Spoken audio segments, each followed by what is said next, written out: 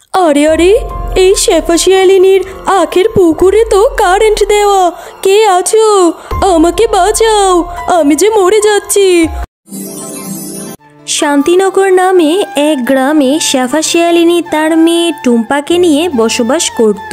টয়া, আমি কাজে যাচ্ছি রে মা, তুই সাবধানে বাড়িতে থাকিস, আমি তাড়াতাড়ি ফিরে আসব।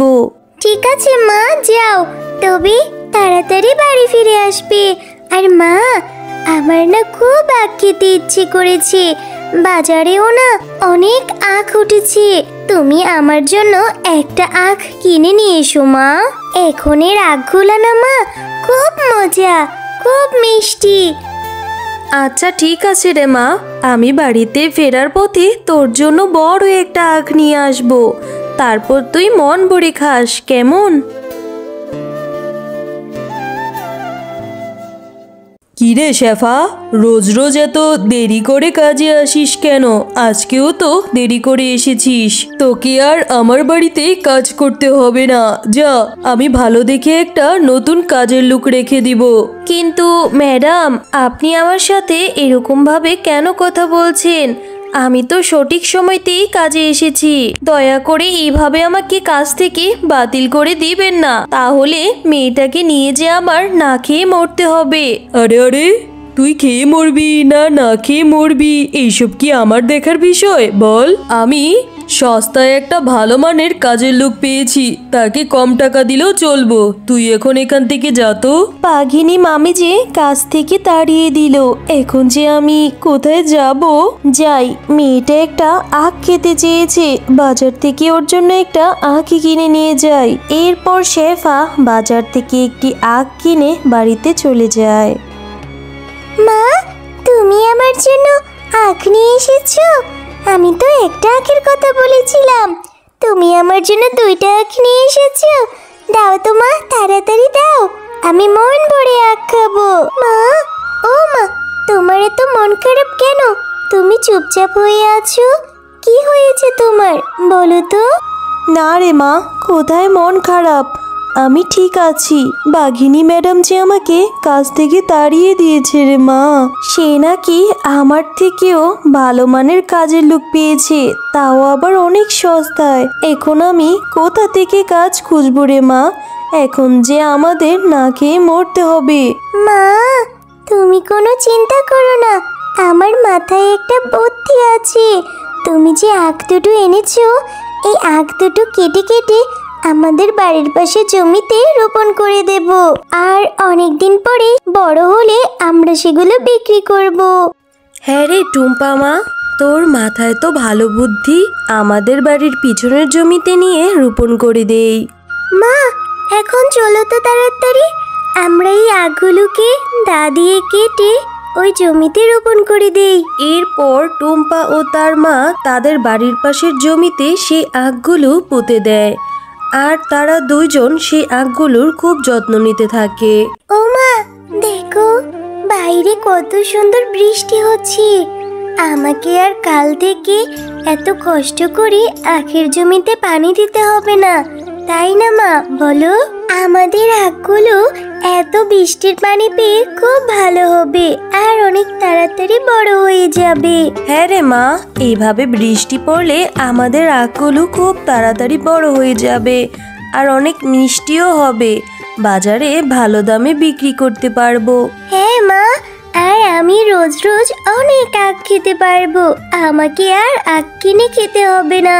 আচ্ছা ঠিক আছে, আখ পরে খাবি, আগে তো বড় হোক, এখন চল, অনেক রাত হয়েছে, আমরা ঘুমিয়ে পড়ি। এই কথা বলে তারা মা ও মেয়ে ঘুমিয়ে পড়ে।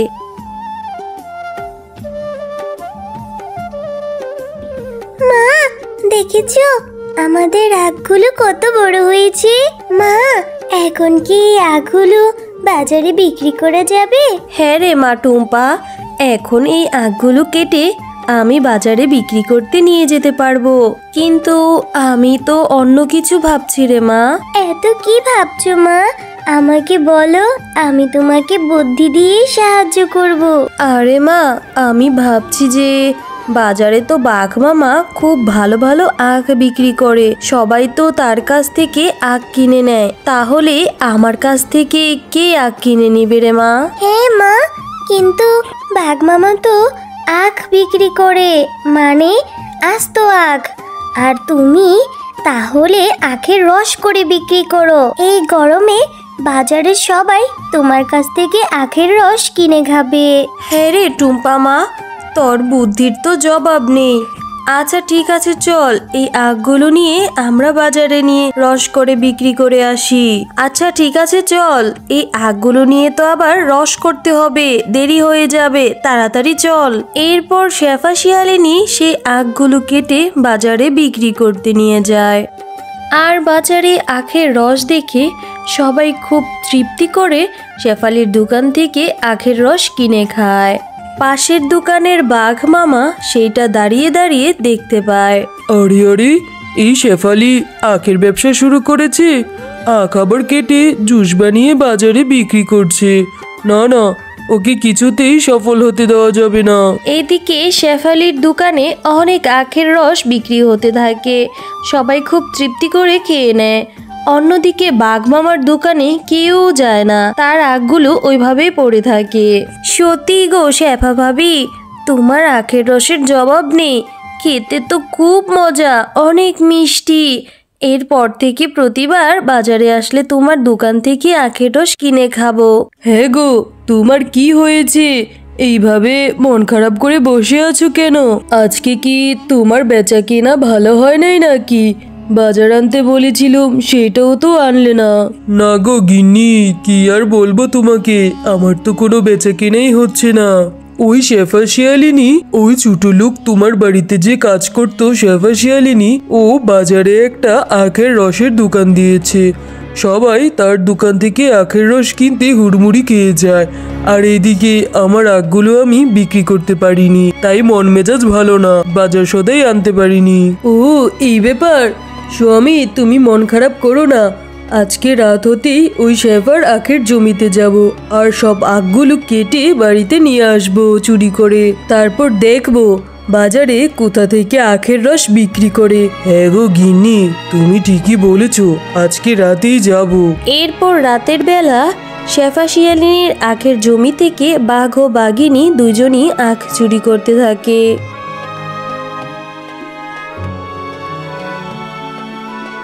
মা, ও মা, আমাদের আখের জমির আখগুলো কে চুরি করে নিয়ে গিয়েছে? এখন আমরা কিভাবে আখের রস বিক্রি করব?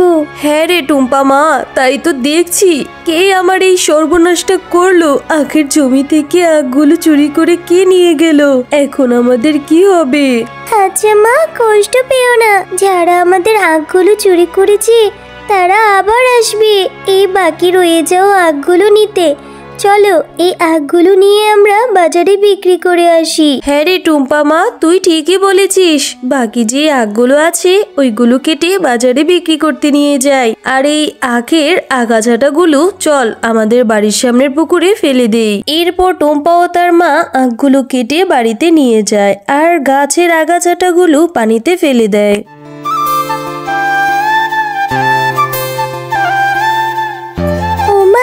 দেখো, আমাদের পুকুরে এত আখ কোথা থেকে এলো?